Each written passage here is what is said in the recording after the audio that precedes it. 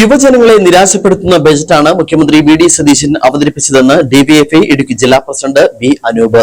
തോട്ടമേഖലയ്ക്ക് ആവശ്യമായ ഒരു കരുതലും ബജറ്റിൽ ഉണ്ടായില്ല. ക്ഷേമ പ്രവർത്തനങ്ങൾക്ക് ബജറ്റിൽ ഊന്നൽ നൽകാൻ കഴിഞ്ഞിട്ടില്ല.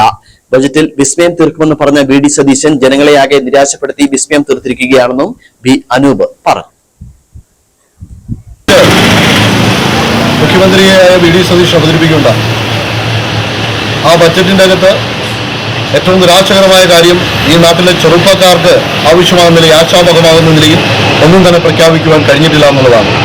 വലിയ പ്രതീക്ഷയോടുകൂടി ഈ ഗവൺമെന്റിന് അധികാരത്തിലെത്തിച്ച ചെറുപ്പക്കാർ ആ ചെറുപ്പം പ്രതീക്ഷ നിലയിൽ ഒന്നും തന്നെ ചെയ്യുവാനോ ബജറ്റിൻ്റെ അകത്ത് ഉൾപ്പെടുത്തുവാനോ ആ ചെറുപ്പക്കാരെ ചേർത്ത് പിടിക്കുന്ന സമീപനം സ്വീകരിക്കുവാൻ വേണ്ടി ഊട്ടി അല്ലെങ്കിൽ വി.ഡി. സതീശന്റെ ബജറ്റിൽ കഴിഞ്ഞില്ല എന്ന് മാത്രമല്ല, പ്രത്യേകിച്ച് ഇടുക്കി ജില്ലയിലെ ഏറ്റവും വലിയ പ്രത്യേകത പീരുമേട് താലൂക്ക് ഉൾപ്പെടെയുള്ള താലൂക്കുകളിൽ ഏറ്റവും പ്രധാനമായും തോട്ടം വ്യവസായത്തിൽ ആശ്രയിച്ച് നിൽക്കുന്ന ജനങ്ങളാണ്.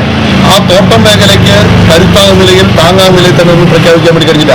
മറ്റെന്തെങ്കിലുമൊക്കെ ഒന്ന് പറഞ്ഞു പോകുന്നതിനപ്പുറമായി ഈ നാട്ടിലെ ജനങ്ങളുടെ ജീവിത പ്രശ്നങ്ങളുമായി യാഥാർത്ഥ്യമായി ചേർന്ന് നിൽക്കുന്ന ഒരു തരത്തിലും പൊരുത്തപ്പെടാത്ത ഒരു ബജറ്റായി ഇതിനെ കാണാൻ വേണ്ടി കഴിയും. അതുമാത്രമല്ല, ക്ഷേമ പ്രവർത്തനങ്ങൾക്ക് ഒരു ഊന്നലും കൊടുക്കാത്തൊരു ബജറ്റ്.